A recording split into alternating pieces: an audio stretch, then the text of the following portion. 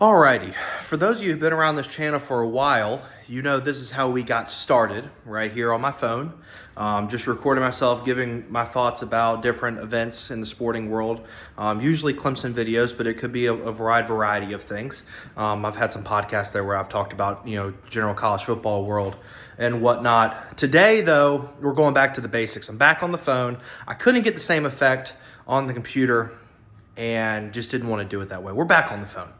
You're getting back on the phone. This is going to be my collected thoughts after having a night to sleep after what was literally could not be characterized as anything other than an absolute failure of preparation, in-game coaching, and probably another factor that I'm forgetting right now by Brad Brownell. Folks, we have a big problem in Little John. It is abysmal. It is absolutely horrific what we as Clemson basketball fans are experiencing right now. Okay? For those of you who don't know, Clemson had a very, very, very disappointing loss to Georgia Tech last night in double overtime. Clemson going into the game was favored by 11.5. Georgia Tech 8-8, 1-4 in the ACC, and was riding a 5-game losing, not winning, losing streak. For a Tuesday night game, Clemson had a great crowd. It wasn't slam packed, but it's not going to be on a Tuesday night. You had a good amount of students were there. You have the whole Grit After Dark promotion. People are there. People are into the game. People are there for you.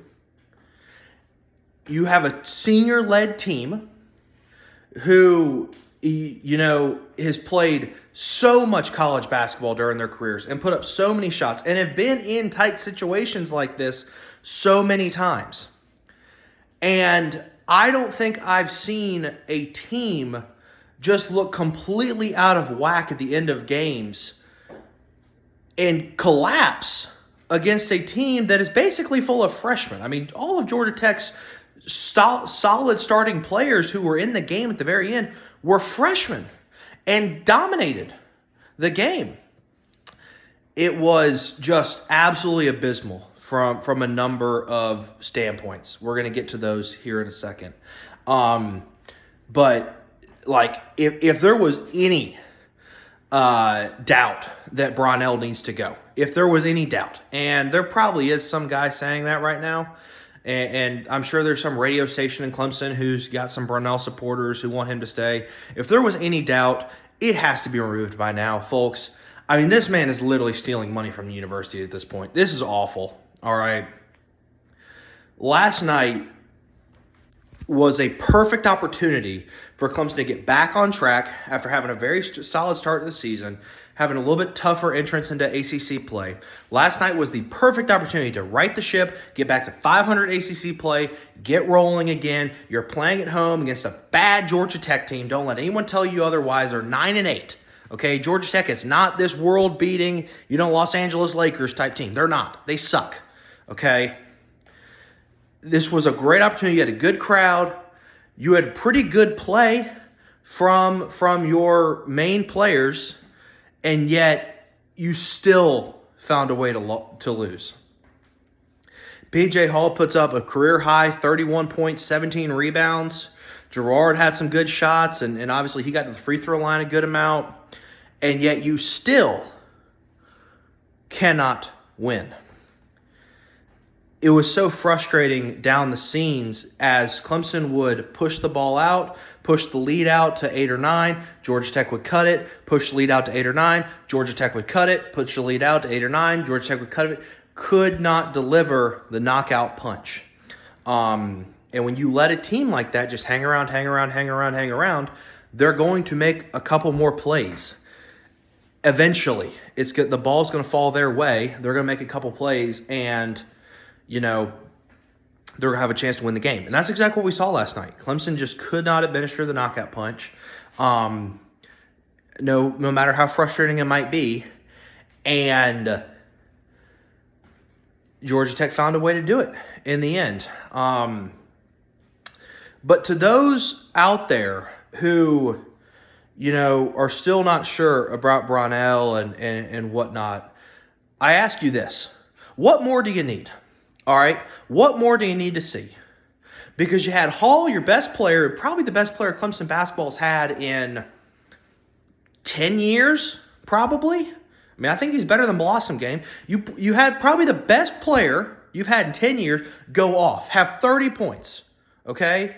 You have a team full of veteran leadership, tons of guys who have played several quality minutes in Division I college basketball.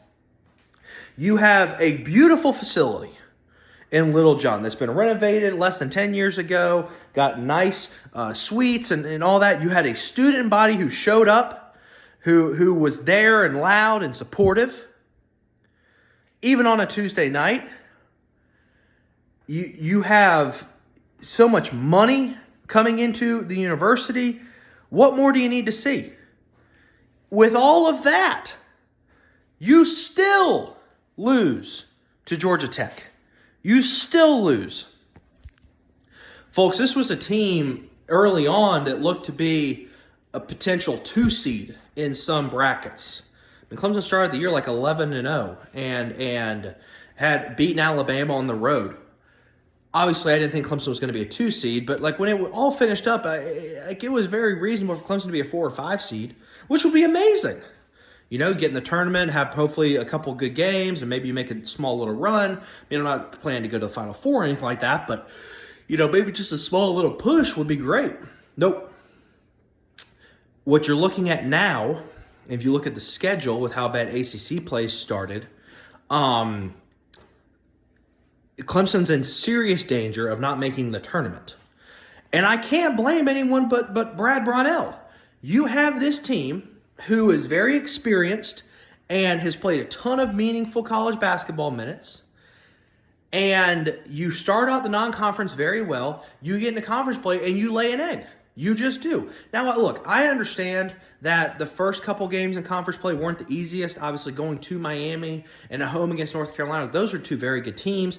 Those are 2 very difficult places or very difficult games to win. But then you go on the road to Virginia Tech and you lose by 15 and you just lay an egg. You give up 30 to their main guy. So, again, when your main player scores 30, you should win the damn game. All right? I don't make up these rules. All right? That's just how it should be. Right? So you go on the road to Virginia Tech and you lose by 15. It's just awful. And then last night, you get completely outcoached by a first-year head coach in Stoudemire at Georgia Tech.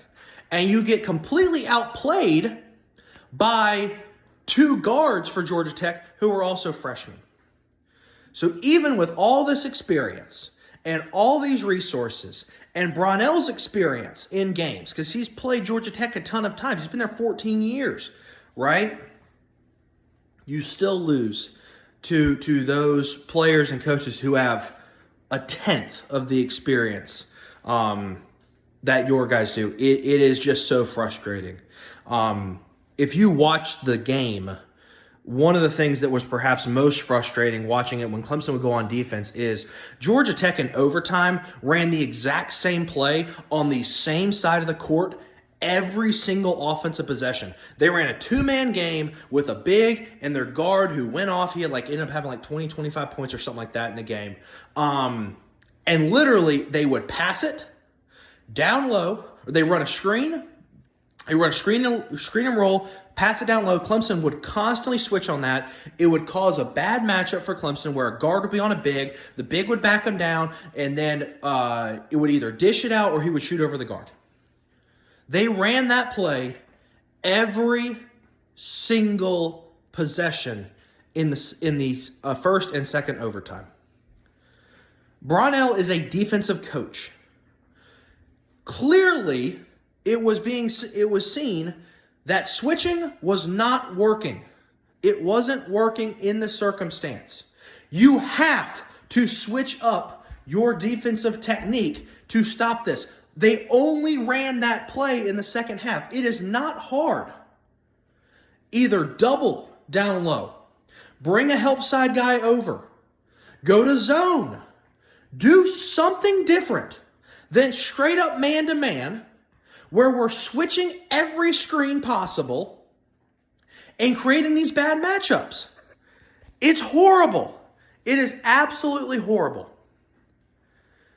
Not to mention, there were several inbounds passes at the end of regulation that Clemson just didn't execute at all. They're terribly drawn. They're absolutely horrifically drawn. And several turnovers come off of them because of that. And just, it looks like it's a fourth grade team out there. It's just so frustrating. It really is. And a couple years ago when I made a video like this, I was a little bit more into it, as you guys probably can tell. But your mind kind of gets calloused at a certain point when you're like, yeah, we just know this guy sucks. And it's just, we're just going to have to wait for it to be over. Like, there's no other way. Like, nothing's going to change until he's gone. Absolutely nothing. But to those who still like Brownell, and I'm talking to those on Twitter specifically when I mention this. You know, on Clemson Twitter, I was reading a lot of stuff last night and just trying to see the general discourse surrounding Brownell and what needs to be done. A lot of the people defending Brownell are going to say, fine, you don't like Brownell. Who are you going to get? Who are you going to get that's better? That's a fair question. But let me also say this. That is an incredibly shallow question. Because that does not that question does not address the main cause here, okay? There's something deeper going on right now in the Clemson basketball program.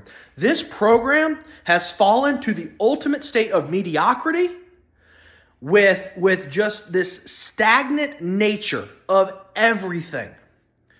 No innovation, no progress, nothing moving forward. It's like the Soviet Union in the 90s, okay? It is slowly declining in front of our eyes. There's nothing new happening. This is what we've expected and seen the last 14 years. Brownell's been there. This is his 14th year, folks. 14!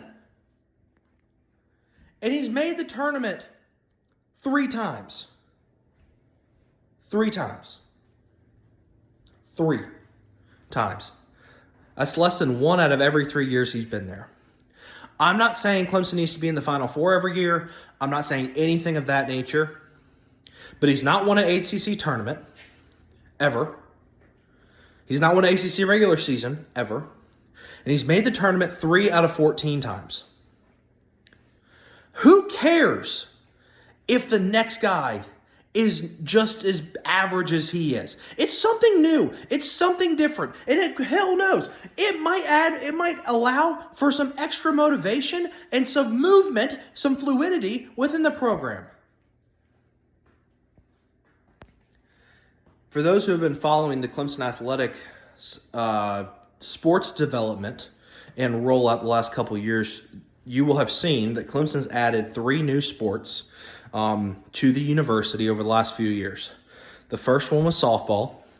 The second one was women's lacrosse. And the third one was gymnastics. Gymnastics just started this year. Softball in their first year, won the ACC championship and is currently ranked number 7 in the preseason rankings going into this year. Not to mention, Clemson has not missed the postseason once and has hosted several regionals in McWhorter Stadium, right there by the football facility, since they've been established program. This is a program with no history, no legacy, no alumni connections, nothing. All they have is the modern day, what they're doing right now to stand off of. This is not this program like Oklahoma, who's been around for 20 years and just had, or more than 20 years, but like had this great consistency over the last 20 years. Just dominance, right? No. This is brand new. Everything's new. The program's new. The coaches are new. The players are new. All that. And yet you're still achieving results. And I'd argue with a lot less resources than basketball is, frankly. Women's lacrosse is the same way. Now, obviously, their situation is a little bit different because the ACC is pretty darn good at women's lacrosse. But even women's lacrosse made the postseason. They were competitive. I mean, they didn't do bad. They beat Duke. It's a pretty big deal, right? And gymnastics just started the other day, and they had their inaugural meet at Littlejohn just last week. And literally, their cumulative team score, and look, I'm not a big gymnastics person, but their cumulative team score was the highest for a team in their inaugural meet ever. They scored like a 196.9. I think it's out of 200. It's a pretty good score. But the point is to say that was the best any team or program had ever done ever in their first match. Again, no legacy, no alumni connections, everything brand new, being built off the ground starting last year. Football is very solid. Baseball hosted a national seed last year. Women's golf won the ACC tournament. What more do you need to see? There are so many programs in Clemson that are doing so much more with less.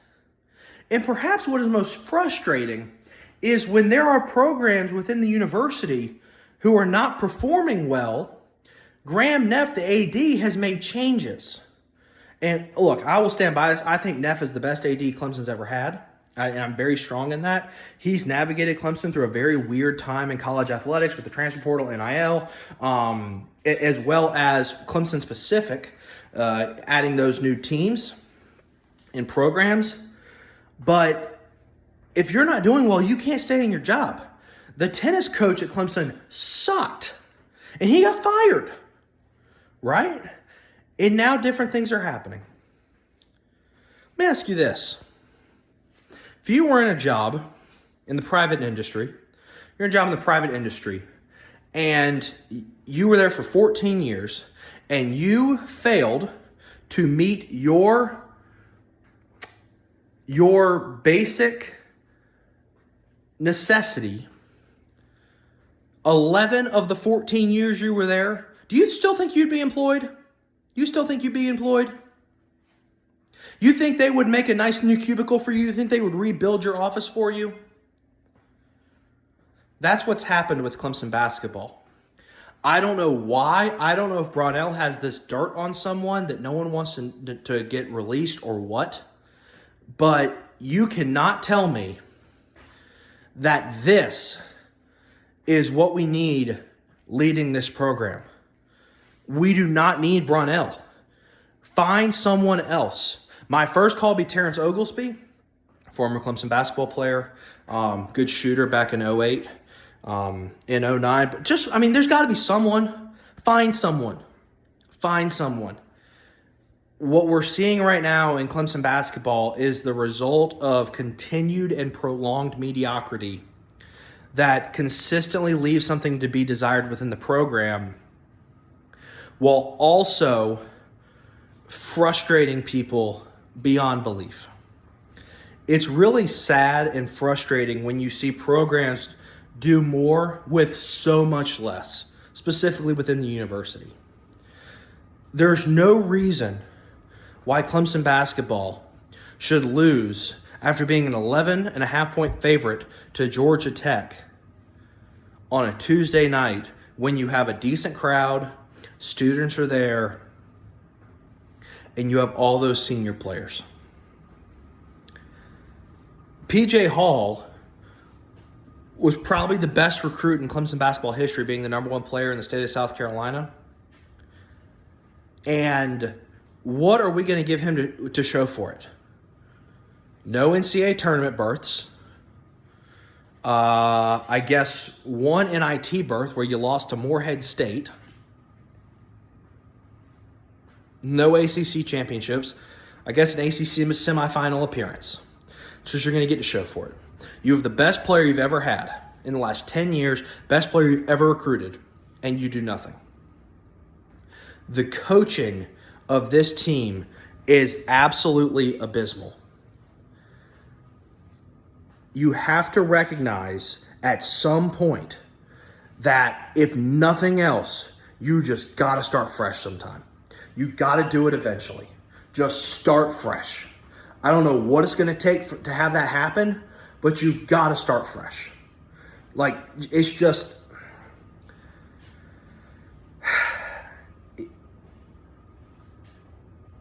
I had said about 6 years ago at this point in time that Clemson needed a new face of the basketball program, if nothing else, to boost morale and improve the culture and the belief around the program.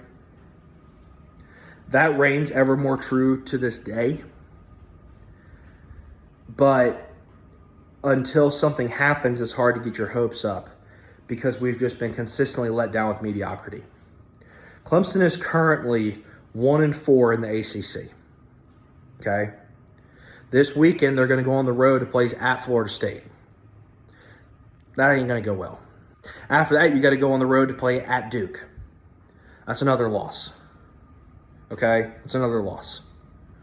You're fixing to be 1-6 in the ACC after starting out 11-0 or so overall. And you're going to miss the NCAA tournament because of that. You cannot recover from that. And it's just insane. If Brownell still has a job after this year, it will be unbelievable. Because this right here, with the players and the facilities and the people coming out to show and support and you having zero to show for it, just is mind-boggling. It's frustrating, pathetic, and sad, frankly. Brownell has got to go. He has got to go. He has missed on too many recruits. The recruits he gets in the program, he cannot do anything with. And this trend is going to continue for as long as the AD allows it to continue. But eventually, folks, we have to say enough is enough. Time has run out. You had 14 years. You made it to the tournament 3 times. That's not good enough around here. Not saying you have to make it 14 times, but you damn sure better make it more than 3. It's just the truth. And the ACC this year is not that great. Duke and North Carolina seem to be very good, but outside of that, it's really not. I mean, Virginia's having a down year of all down years. In the last couple of years, it's been about the same, to be honest with you. The ACC has not been great. And you still have nothing to show for it, even with the ACC being down. It's sad. It's really frustrating. Thank God baseball season's coming around. For those of you interested, there will be more baseball content coming up. That's to say there wasn't really much beforehand, but, I love baseball. So we're going to get some good baseball content coming up. Might have a few phone calls to make about that. But right now for basketball season, if you need any more evidence, I hope that you seek some consultation because there shouldn't be anything more to see. I mean, this is clear as day. You cannot keep having this guy lead your program because all that Clemson basketball is right now is the Soviet Union in the 1990s. It's waiting for the wall to break, pun intended. It's waiting for the wall to be knocked down and to rebuild again. That's all it is right now. And it's frustrating. It's sad. You don't really want to watch it. You don't really want to invest into it because it's a dying asset. But you kind of just feel like you have to as well. It's a weird paradox of being a fan. Thank you to all those who watched. Let's hope that Brownell is gone after the end of this year. He's made plenty of money at Clemson. He'll be fine. And we'll see what the future holds for Clemson basketball. Thank you, guys.